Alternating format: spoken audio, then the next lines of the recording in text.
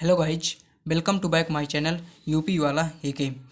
आज हम class 10th की जो मैथ है उसमें जो चैप्टर नंबर 3 को हम कर रहे थे और उसमें से चैप्टर नंबर 3 के अंतर्गत जो प्रश्नावली हमारी 3.1 है उसको हमने कंप्लीट कर लिया था। आज हम देखेंगे जो एक्सरसाइज 3.2 है उसके क्वेश्चन देखें नहीं उसका जो इंट्रोडक्शन यानी कि जो उसमें यूज होना है, किस प्रकार से उस एक्सरसाइज को सॉल्व करना है, उसमें जो कॉन्सेप्ट यूज होना है आज हम उसको देखेंगे। फिर अगले वीडियो में हम जो इस एक्सरसाइज है इसके क्वेश्चन सभी को सॉल्व करेंगे। तो चलिए हम देखते हैं इसमें से कॉन्सेप्ट क्या यूज होना है।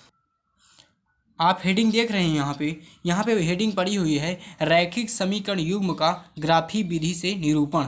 हम जैसे पिछले एक्सरसाइज हमने किया था तो उसमें क्या करते थे, दो इक्वेशन हमें दी यानी कि समीकरण दिए रहती थी, उनमें से हम जो कंडीशन दिए रहती थी उनके अंतर्गत जो समीकरण बनती थी उनको बना लेते थे, उनको सिर्फ हम ग्राफ में दर्शा देते थे कि उनका ग्राफ किस प्रकार से बनेगा।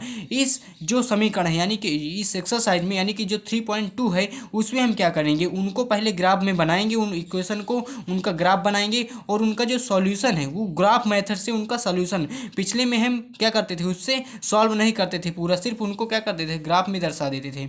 इस समय यानी कि जो एक्सरसाइज में है हम उनको सॉल्यूशन उनका देखेंगे ग्राफ मेथड से। देखिएगा रैखिक समीकरण युग्म का ग्राफी विधि से निरूपण। हम इसको कैसे देखिए, यूज इसको कैसे करना है। जैसे देखिए हमारा कोई दो समीकरण दिए होंगी, जैसे इस प्रकार से कुछ समीकरण दिए होंगे। पहले समीकरण जैसे मान लीजिए हमारे दी होगी a1x plus b1y plus c equal to 0। दूसरा समीकरण ये देखिए x का कॉफिशेंट a1 है, इसमें x का a2 हो जाएगा। दूसरा समीकरण a2x प्लस b2y, इसमें c1 हो जाएगा प्लस c2 इक्वल टू 0।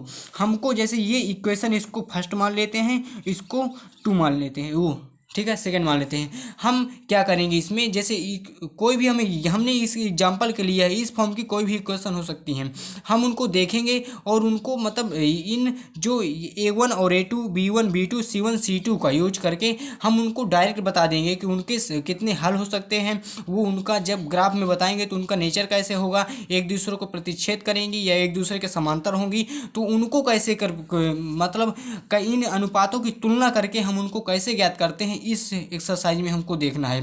तो चलिए हम कुछ कॉलम बना रहे हैं कि एक दूसरे की जैसे हम इन अनुपातों की तुलना करेंगे और हमको पता चलेगा कि क्या है वो एक दूसरे को प्रतिच्छेद करती हैं कि एक दूसरे को समांतर कर मतलब। तो चलिए देखेंगे, पहले हम क्या करेंगे अनुपातों की तुलना का कॉलम बनाएंगे। यहाँ पे हम जो अनुपात यानी कि a1 a2 b1 b2 ये सब जो अनुपात दिए हुए हैं इन अनुपातों की तुलना करेंगे।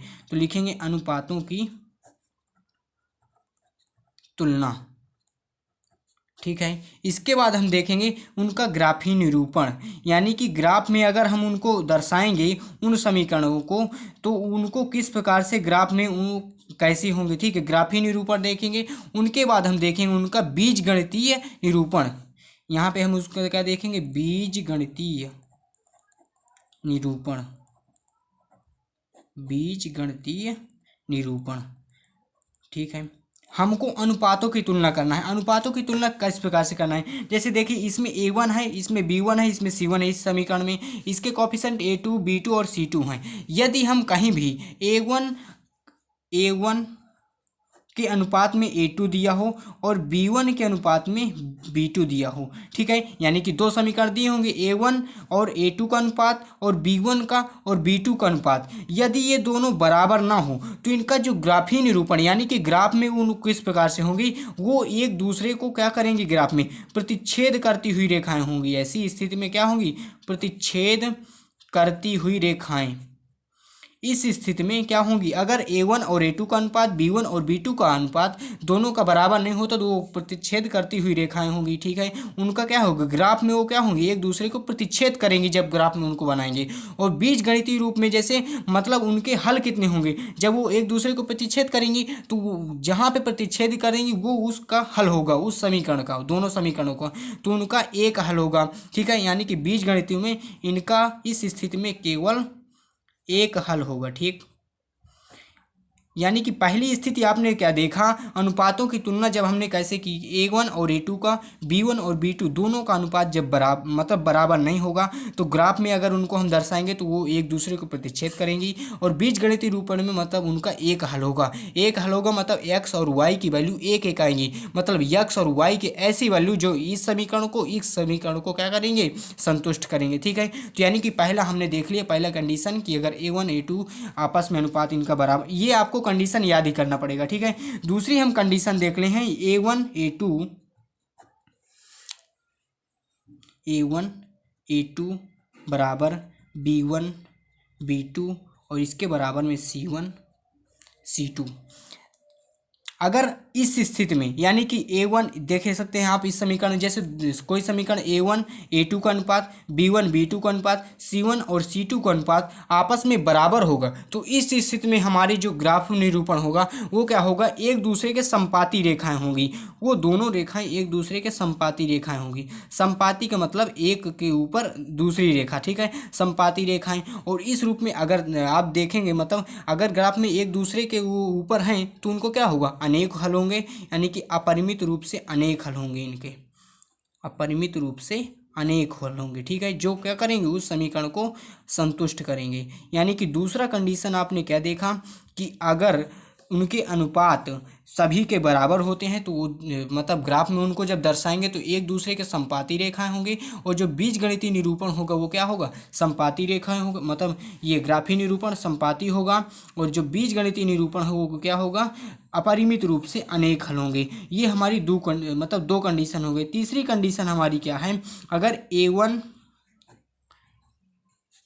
A2 B1 B2 और C1 C2, इसमें तीसरी कंडीशन क्या कहती है कि A1 और A2 का अनुपात B1 और B2 के अनुपात की यदि बराबर होता है। ठीक है, A1 A2 और B1 B2 का अनुपात बराबर होता है लेकिन ये दोनों C1 और C2 के अनुपात के बराबर नहीं होते हैं तो इनका जो ग्राफी निरूपण होता है वो होता है कि एक दूसरे की ये क्या होगी, समांतर रेखाएं होंगी। यानी कि एक दूसरे के ये जो रेखाएं होंगी इस स्थिति में वो एक दूसरे के समांतर होंगी और जो इनका बीजगणितीय रूप होगा वो इस स्थिति में एक समांतर होंगे, मतलब एक दूसरे को कहीं भी प्रतिच्छेद नहीं करेंगी और इस स्थिति में इनका कोई भी हल नहीं होगा, कोई भी हल नहीं होगा। इन स्थितियों को आपको याद ही करना पड़ेगा। देखिए जैसे हम क्या करेंगे, रैखिक समीकरण युग्म का ग्राफी, मतलब एक बार आप देखिए इस एक्सरसाइज में हमें करना क्या है।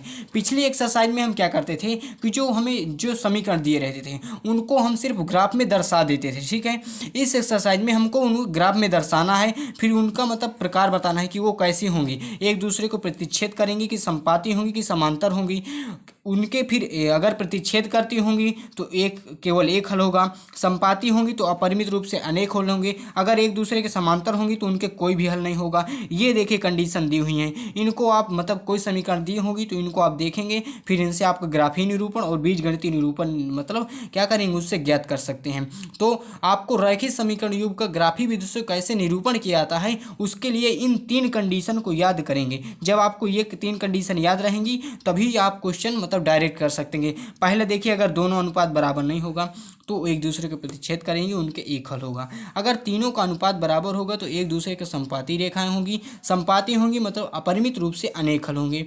अगर A1 और A2 B1 B2 का अनुपात आपस में बराबर होगा लेकिन C1 और C2 का अनुपात बराबर नहीं होगा तो वो क्या करेंगी, समांतर रेखाएं होंगी और उनका कोई भी हल नहीं होगा। तो आपको पता चल गया इसमें करना क्या है। अगले वीडियो में हम क्वेश्चन के साथ आपको बताएंगे, एक एक चीज़ आपको समझ में आएगी कि इनका यूज किस प्रकार से करना है। तो चलिए मिलते हैं अगले वीडियो में। Thank you.